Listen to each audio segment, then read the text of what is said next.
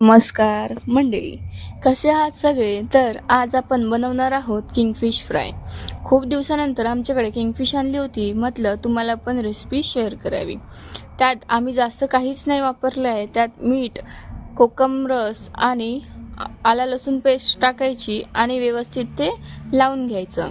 त्यानंतर त्यात तुम्हाला चवीनुसार मसाला, हळद टाकून ते व्यवस्थित मिक्स करून घ्यायचं. त्यानंतर त्यामध्ये फिश फ्राय मसाला टाकायचा.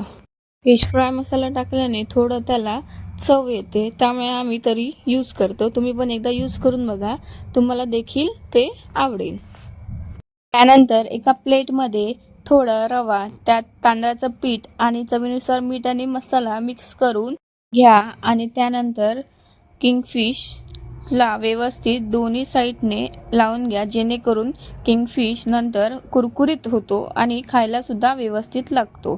तुम्ही त्या अगोदर एक अंडंसुद्धा आपल्या किंगफिशमध्ये मिक्स करू शकता, जर तुम्हाला आवडत असेल तर, कारण त्याने सुद्धा किंगफिश कुरकुरीत आणि व्यवस्थित होतो, जो तुम्हाला खायला सुद्धा आवडेल. एकदा ते पण नक्की ट्राय करून पहा आणि मला नक्की सांगा की तशा पद्धतीचं किंगफिश कसा लागतोय तुम्हाला चवीला. आणि मला अशा साध्या आणि सोप्या रेसिपींसाठी नक्की सबस्क्राईब करा, शेअर करा. थँक्यू.